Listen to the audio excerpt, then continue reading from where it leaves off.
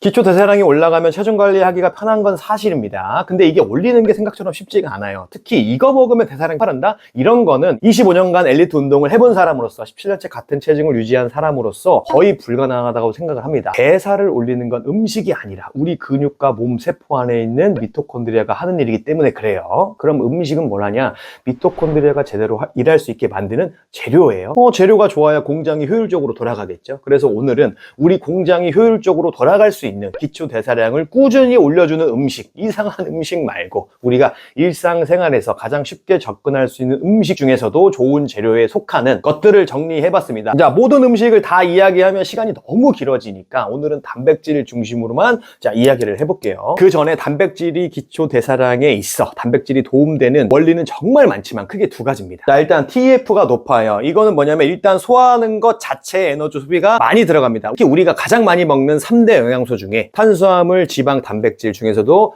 이 TF가 가장 높다. 그럼 이 TF는 뭐냐면 쉽게 얘기해서 우리가 음식을 먹으면 소화, 흡수, 대사 과정에서 자동으로 소비되는 에너지예요. 더 쉽게 얘기하면 아무것도 안 하고 있는데도 음식 자체가 칼로리를 태워버리는 현상입니다. 음식마다 약간 다르지만 대략적으로 지방이 0에서 3%, 탄수화물이 5에서 10%, 단백질이 20에서 30%. 그래서 단백질이 이 TF 관점으로 보면 가장 유리하다. 좀 더 정확히 말씀드리면 단백질 100g의 칼로리로 치면 한 400칼로리 정도 되거든요. 그 중에 한 80에서 120칼로리는 소화 과정에서 자동으로 쓰여요. 단백질을 분해하고 흡수시키는 과정 자체가 에너지 소비가 크니까. 그리고 이 단백질들이 분해가 되면 뭐가 돼요? 맞아요. 아미노산이 되겠죠. 그리고 그 아미노산들은 필요한 근육에 가서 합성을 합니다. 그게 바로 단백질 합성이에요. 근데 여러분도 아시겠지만 우리 몸을 구성하는 친구들은 정말 많잖아요. 뭐 단백질도 있고 지방도 있고 뼈도 있고 물도 있고 그 중에서도 가장 많은 에너지가 필요한 게 단백질인데 그 중에서도 뭐 뇌나 간, 근육덩어리 같은 친구들이 가장 많은 비중을 차지합니다. 한마디로 뭐예요? 근육세포는 가만히 있어도 에너지를 계속 쓰는 조직이에요. 그래서 단백질을 충분히 섭취하는 것이 대사량을 유지하고 올리는데 직접적으로 도움이 되는 겁니다. 알아요. 단백질만 먹는다고 근육이 벗지 않는다는 거 알아요. 탄수화물 같이 먹어야 한다는 것도 알아요. 운동을 25년 했는데 그리고 그냥 운동을 한 게 아니라 상위 1%가 뭐 1%에서 14년을 살아남았는데 그걸 왜 모르겠어요. 운동, 수면, 단백질 외에 다른 영양 중요합니다. 하지만 우리는 지금 단백질이 기초 대사량에 어떤 영향을 직접적으로 주는지 그걸 알아보고 있더라. 자, 알았어. 그럼 뭘 먹으라고? 제가 가장 많이 먹는 단백질은요. 자, 첫 번째, 돼지고기입니다. 그냥 이거 한국인이 제일 많이 먹는 거. 제일 많이 먹는 이유가 있죠. 가격 적당하고 맛있고 소화 편하고 조리 방법 정말 다양하고 이거 꾸준히 먹을 수 있잖아요. 꾸준히. 제가 가장 많이 먹는 방법은 그 중에서도 삶아 먹는 겁니다. 일단 소화가 편하고요. 지방이 적당히 빠져서 깔끔합니다. 무엇보다도 제일 좋은 거. 한번 해놓으면 한 3일 정도 반찬 걱정이 없어요. 소분해서 전자레인지에 돌려 먹으면 되니까. 그러니까 더 좋은 건 뭐예요? 도시락도 가능하니까. 그 어떤 조미료 없이 첨가물 없이 깨끗한 돼지고기를 장소 제한 없이 저희가 냠냠할 수 있더라. 이거 수육 제일 좋아한다. 구워도 먹는데 저는 주로 삶아 먹는다. 간편하고 유용하니까. 그리고 맛있으니까. 맛은 구워 먹는 게 좀 더 맛있는 것 같습니다. 자, 두 번째로 많이 먹는 거 닭고기인데요. 그 닭고기는 정말 그 가성비 최고, 컨디션 관리 최고 같습니다. 저는 개인적으로 이 닭고기가 정말 그 안정적인 단백질이라고 생각을 하는데 일단 소화가 편해요. 그럼 이제 왜 소화가 편하냐? 닭고기는 다른 고기에 비해서 근섬유가 좀 더 얇고 짧아요. 그럼 당연히 위나 장 안에서 효소가 접근하기가 쉽겠죠. 그래서 더 빠르게 분해가 됩니다. 근데 반면에 그 돼지고기는 부위마다 다르겠지만 기본적으로 이제 근섬유가 더 두껍고 질기고 결합 조직이기 때문에 콜라겐이 상대적으로 많아서 우리 몸에서 그 분해하는데 시간이 더 걸립니다. 그래서 이 닭고기가 훨씬 더 부담이 없어요. 그리고 이제 성분 자체가 닭고기는 이제 저지방 고단백이기 때문에 이것도 뭐 또 부위마다 다르겠지만 특히 닭가슴살은 지방이 거의 없죠. 닭다리살도 마블링이 돼지고기보다는 적어요. 그죠? 자, 반면에 돼지고기는 이것도 부위마다 다르겠지만 대체로 지방과 단백질이 섞인 구조라 그 소화하는 과정에서 그 담즙, 췌장효소, 위산 이 세 가지가 더 많이 필요합니다. 한마디로 소화 공정이 한 단계 더 많아요. 그래서 닭고기를 드시면 훨씬 더 가볍고 안정적인 느낌을 주는 겁니다. 근데 이제 이 닭고기의 가장 큰 문제는 뭐냐면 잘 질리죠. 이 좋은 닭고기를 질리면 안 되니까 저는 일주일에 한 번 정도만 먹어요. 주로 백숙으로. 그 백숙 해가지고 말돈소금 찍어서 먹으면 그냥 끝장납니다. 물론 찜닭, 닭도리탕 다 되죠. 좋죠. 근데 왠지 그거를 먹으면 그 당면 같은 거 땡기지 않나요? 그죠? 그래서 저는 주로 그냥 이거를 백숙으로 먹습니다. 그리고 이제 닭가슴살 남으면 그 냉장고에 소분해서 뒀다가 다음날 점심에 저 이제 샐러드 먹으니까 그때 샐러드랑 같이 먹으면 그것도 너무 맛있어요. 저희 집은 주로 이제 백숙을 할 때마다 3마리 정도 하거든요. 크기에 따라 다르지만 제가 거의 그 1마리에서 1마리 반 먹고요. 나머지는 그 애들이랑 와이프랑 장모님이 드시는데 모르겠어요. 저희 집은 그 항상 닭가슴살이 남더라고요. 다른 집은 모르겠어. 우리 집은 그래. 그 남은 거 이제 알뜰하게 소분해서 다음날 먹으면 약간 그 간이 배어 있어서 정말 너무 맛있습니다. 제가 지금 기분이 좋아서 입꼬리가 올라가는데 또 저는 최소 18시간 평소에도 공복을 유지하니까 그 하루의 그 첫 끼, 딱 그 입에 들어갈 때 소름 확 돋잖아요.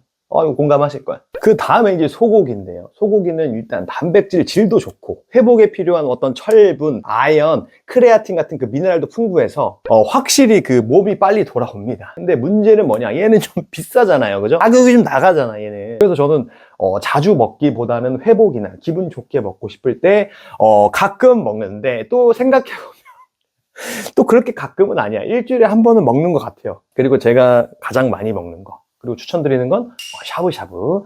저희 집에는 자주 그 밀푀유를 자주 먹습니다. 이거 정말 맛있어요. 그리고 또 이제 소고기는 이제 또 구워 먹어야 또 제맛이죠. 저도 소고기를 좀 잘 굽는 편인데, 자, 언젠가 한번 제가 한번 그 구독자분들을 이벤트 될진 모르겠지만 초대해서 제가 구워 드릴게요. 저희 장모님이 또 전라도 분이시라 그 밑반찬이 그 장난 아니거든요. 제가 지금 당장은 아니더라도 곧 기획을 한번 해보겠습니다. 제가 초대해드려서 구워드릴게요. 자, 저 말고도 많은 의사분들 아니면 건강 유튜버분들이 소고기 추천 많이 하시는데 많이 하시는 이유가 있겠죠. 가장 큰 건 그 아까 말했던 단백질의 질, 다른 고기에 비해 좋기 때문이라고 생각을 합니다. 그리고 나서 이제 그 단백질의 질에 포함된 거죠. 아미노산 조합이 정말 좋아요. 우선 그 근단백질 합성에 중요한 류신 비율이 좋고요. 크레아틴, 이 친구는 이제 근육 에너지 회복을 잘 돕겠죠. 그 다음에 이제 카르니틴, 이 친구는 그 우리가 정말 관심 많은 그 지방 연소 과정에 중요한 역할을 해줍니다. 어디서 햄철도 있죠. 우리 몸에서 소화 흡수가 잘 되는 동물성 철분을 잘 가지고 있고, 뭐 아연, 셀레늄 같은 미네랄도 풍부해서 우리가 접근할 수 있는 단백질 식품 중에 단백질, 미네랄, 회복력 밸런스가 가장 잘 갖춰진 음식이라고 봐도 무방합니다. 근데 다른 고기도 마찬가지지만 특히 이 소고기 이야기 할 때 목초 사육이냐 곡물 비육이냐 이거 정말 많이 따지거든요. 건강 성분만 보면 분명 차이가 있습니다. 목초 소고기는 오메가3 더 많고요. CLA 더 많고요. 비타민, 미네랄 구성이 좀 더 좋아요. 이건 어쩔 수가 없어요. 왜냐면 그 소가 자라는 환경이 달라서 스트레스 레벨도 다르잖아요. 그래서 성분적으로 봤을 때 목초가 더 좋아요. 근데 맛은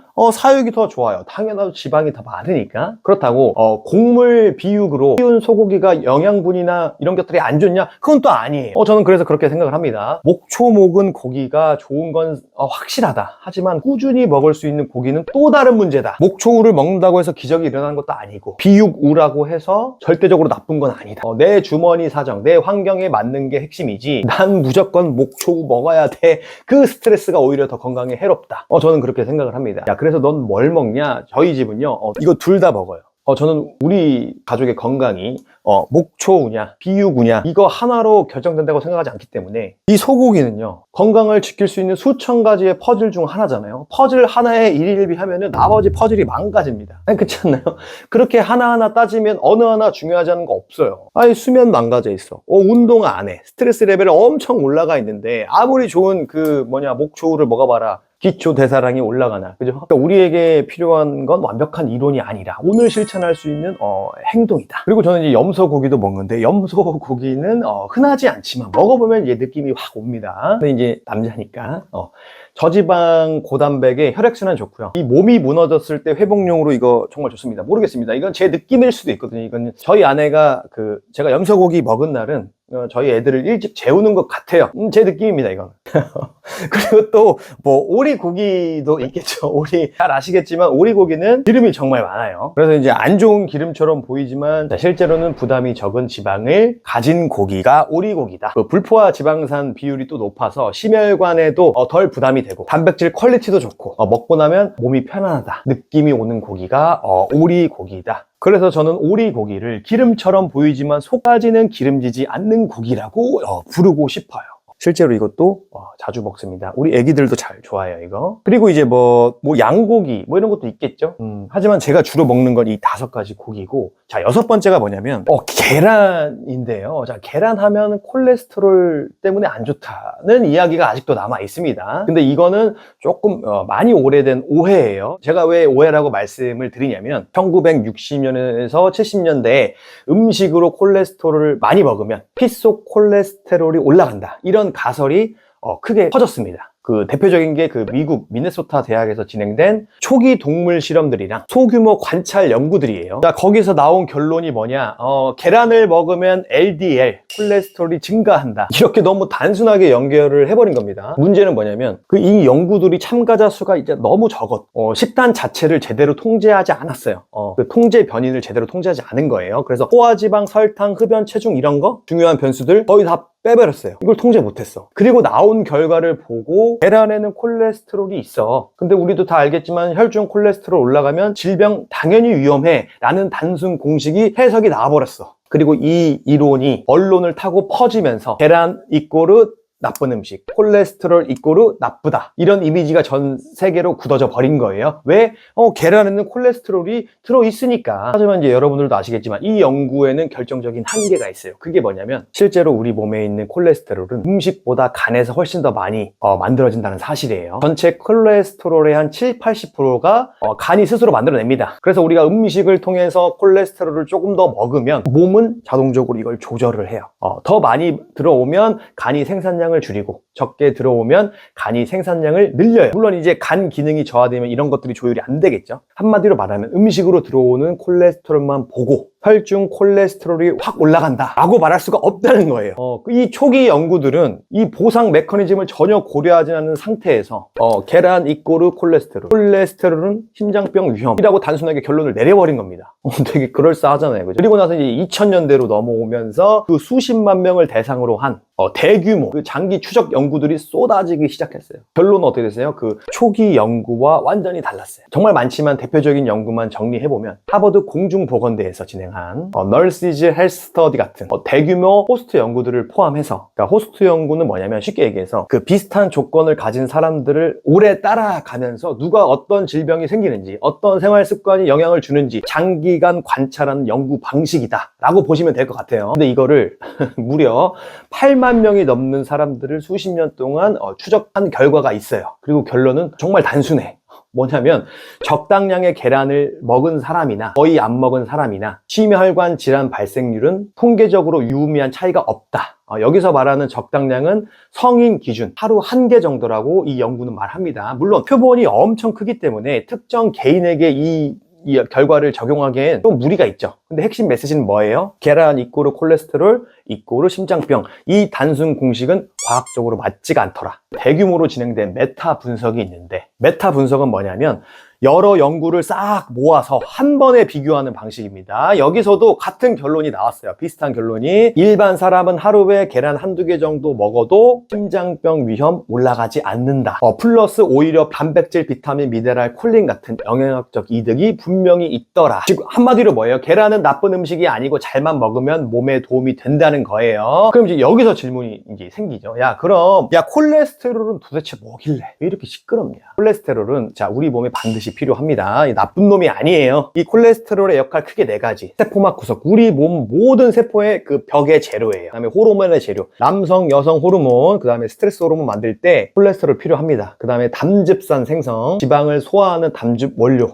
담즙의 원료예요. 그 다음에 뇌 기능 유지, 몸 전체의 콜레스테롤의 20에서 25%가 우리 뇌에 몰려 있습니다. 이게 부족하면 오히려 문제가 생기기 때문에 우리 몸은 스스로 콜레스테롤을 만들어내요. 우리 몸이 정말 필요 없는데 계속 콜레스테롤을 만들어내는 물질이 아니에요. 항상 그 균형을 맞추려고 합니다. 적당하게 맞추려고. 계란 이야기 하다가 이미 길어졌는데 결론만 정리하면 이거예요. 계란은 영양학적으로 매우 완성도가 높은 음식이고, 콜레스테롤은 우리 몸의 기능을 유지하는데 반드시 필요한 물질이다. 콜레스테롤 나쁜 놈 그거 아니다.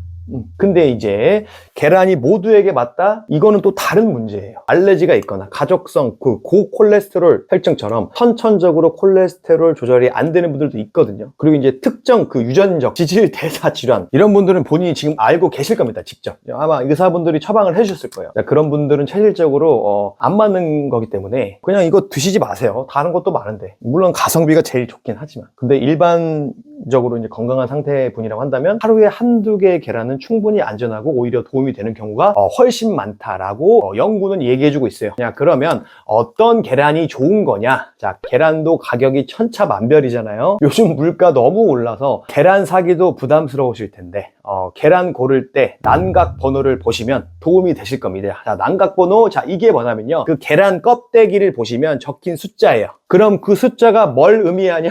닭이 어떤 환경에서 키워졌느냐를 알려주는 코드예요. 자, 난각번호 0번에서 4번이 있는데요. 자, 0번이 이거 최고입니다. 가장 비싼 거 유기농 먹이에다가 방목을 했다는 거예요. 쉽게 얘기해서 닭이 닭답게 사는 애들이 그 친구들이 낳은 알이 난각번호 0번이다. 그럼 1번은 뭐냐면요, 자, 방목은 오케이. 근데 사료는 유기농이 아니야. 닭이 닭답게 사는데 먹는 건 좀 달라졌어. 그 뭐죠? 우리 현대인 같죠, 그죠? 먹는 게 좀 달라졌잖아요. 그럼 2번은 뭐냐면요, 오케이, 방목까지는 아닌데 움직임은 자유로워. 그리고 먹는 건 유기농 아니야. 실외는 못 나가도 실내에서 자유롭게 돌아다닐 수 있는 거예요. 먹는 건 뭐예요? 유기농 아니고. 이거 보시면 뭐 같아요? 회사원 같죠, 그죠? 자유는 있는데 또 완전히 자유는 아닌 것 같은 느낌이 친구들이더라. 2번. 이 친구들이 낳은 알이 2번이다. 그럼 3번부터는 좀 빡세요. 움직임이 사무실로 제한을 해버립니다. 화장실이고 뭐고 그 사무실 거기에만 있어야 돼. 탕비실 못 가. 그냥 계속 사무실. 스트레스 많이 받겠죠, 그죠? 그 친구가 낳은 알이 난각번호 3번이더라. 4번은요, 이거 너무 빡세요. 그냥 말 그대로 닭장이에요. 독방.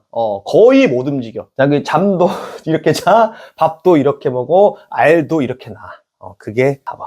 자, 여러분이 딱 봐도 0번에서 1번 좋잖아요, 이거. 근데 가격이 좀 있어요. 그래서 저는 2번까지는 추천을 드립니다. 실제 오프라인 교육할 때도. 물론 이제 실내에만 있으면 힘들지만 그래도 우리가 움직임이 자유로우면 실내에서도 우리가 뭐 자전거도 탈 수 있고 스쿼트도 할 수 있고 운동도 좀 할 수 있잖아요, 그죠? 그 다음에 뭐 공부도 좀 하고 창문 열고 바람도 좀 쐬고 할 수 있잖아. 물론 나가는 게 제일 좋겠지만 근데 그게 안 될 때가 있잖아.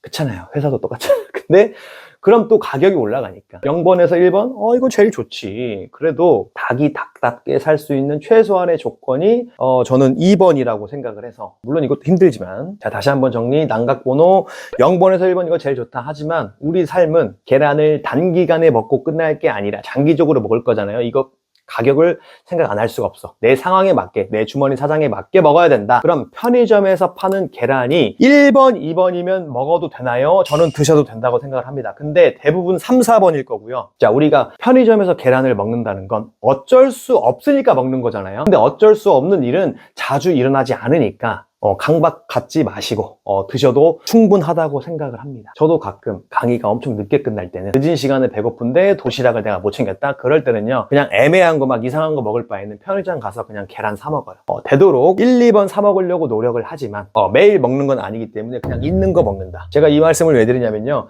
편의점 계란은 그 실온 보관 기간이 굉장히 길다 보니까 신선도가 떨어질 수밖에 없어요. 물론 이제 그것도 브랜드마다 다르겠지만 정제 소금물이나 안정제가 들어간 제품이 대부분이기 때문에 저는 기본적으로 집에서 도시락을 챙기고, 못 챙기는 날에만 편의점 그 계란을 응급용으로 먹고 있어요. 이 정도가 제가 하기에, 실제 그 현실적으로 하기에 건강한 방식이라고 저는 생각을 합니다. 아니, 그럼 말 나온 김에 그 우리 많이 먹는 거 있잖아. 순대나 내장이나 햄, 소시지 같은 것도 단백질 아닌가요? 저도 정말 순대 좋아하거든요. 근데 대중적으로 파는 대부분의 순대는 당면이기 때문에 정제탄수화물이죠. 정제탄수화물 덩어리예요. 당면이 거의 70, 80%. 단백질이라고 보기 어려워. 근데 이제 내장이나 간, 허파는 또 다르죠. 그래서 저는 괜찮다고 생각합니다. 그 부분은. 미네랄, 철분, 비타민 B 같은 게 정말 풍부하니까 엄밀히 얘기하면 제조 과정에서 어떤 염분이나 첨가물이 좀 있겠죠. 하지만 그래도 우리 순대 좋아하니까 저는 그래서 순대 가능하면 되도록 안 먹고요, 내장 위주로 먹습니다. 순대국밥집 가면 저는 내장국밥을 먹어요. 여러분 뭐 드세요? 저는 내장 먹습니다. 그 다음에 햄은요, 되게 간단합니다. 햄은 어떻게 만들어지냐면 고기를 먼저 이제 잘게 분쇄를 하고 고기 지방 부산물 같은 걸 이제 넣겠죠. 거기에 이제 전분, 설탕, 식품 첨가물 섞어서 반죽처럼 만들어요. 그리고 나서 뭘 넣냐? 질산염, 아질산염 같은 보존제를 넣어서 모양 이렇게 탁탁탁 잡은 다음에 가열해서 파는 게 우리가 먹는 햄이에요. 근데 문제는 뭐냐면 질산염, 아질산염이 조금 용어 어렵습니다. 이거 니트로소아민이라는 발암 물질을 만들어냅니다. 그럼 여기서 질문이 생겨요. 채소에도 질산염이 있잖아요. 자, 채소에는 질산염이 있지만 채소 속 질산염은 이미 비타민C, 항산화 성분이 같이 들어있어서 나쁜 물질로 바뀌는 걸 자연적으로 막아줍니다. 야, 그러면 가공육이랑 비타민C랑 먹으면 되는 거 아니야? 질문의 방향이 이게 맞아요.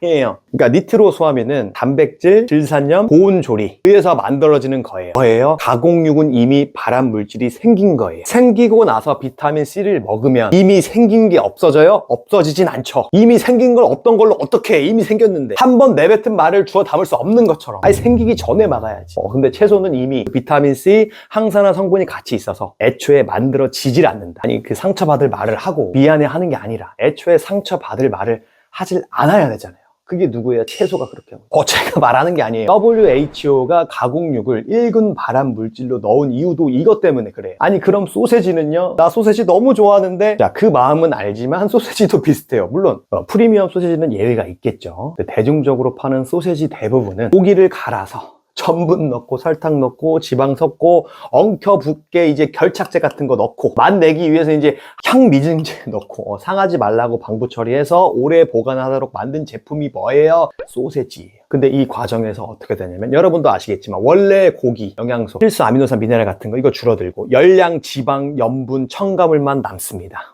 겉으로 보면은 이게 단백질처럼 보이거든요. 소세지 탱글탱글 해가지고. 근데 진짜 단백질 음식이라고 보기 어렵죠. 자, 우리가 단백질을 왜 먹어요? 단순히 이 TEF가 높으니까? 물론 그것도 있지만 우리가 단백질을 먹는 본질적인 이유는 그 필수 아미노산, 철, 아연 같은 미네랄, 근육 합성에 필요한 질 좋은 단백질 이걸 얻으려고 먹는 거죠. 그래야 우리가 이제 그 대사량 올려주는 데 도움을 주는 거예요. 근데 가공육은 어때요? 가공육은 그냥 칼로리만 엄청 높아. 정작 필요한 영양소는 거의 없거나 줄어든 상태. 그 제일 중요한 건 뭔지 아세요? 내가 그거 공짜로 먹어요? 내 돈 내고 사 먹잖아. 내가 힘들게 일해서 번 돈인데 그 돈으로 왜 내 몸에 불필요한 걸 굳이 사서 넣어요? 그럴 필요가 없지. 차라리 같은 돈이라면 저는 편의점 계란을 사 드시는 게 여러분 몸에 훨씬 더 좋다고 생각을 합니다. 자, 오늘 대사량 올려준 음식에 대해서 단백질로만 알아봤는데 단백질만 중요하다? 아니에요. 자, 지방, 탄수화물 다 중요합니다. 그것만? 아니요. 수면, 운동, 스트레스 관리, 호흡 훈련 이런 거 다 중요합니다. 왜? 우리의 대사량은 미토콘드리아가 만들어내는 거니까. 거기에 음식은 효율을 올려주는 그 재료 중에 하나니까. 자, 우리가 이제 고기 이야기를 하면 붉은 고기 이슈, 그 여러 동물성 단백질, 식물성 단백질 이런 이슈들과 또 수많은 산업과 연결되어 있기 때문에 나중에 이거는 또 시간을 내서 좀 신뢰할 수 있는 연구와 학자분들의 내용을 가지고 컨텐츠를 한번 준비해 보겠습니다. 저는 25년 동안 몸으로 퍼포먼스를 내야 했던 사람이잖아요. 이론이 아니라 제가 직접 몸으로 실험해 보면서 꼭 드리고 싶은 말씀은요.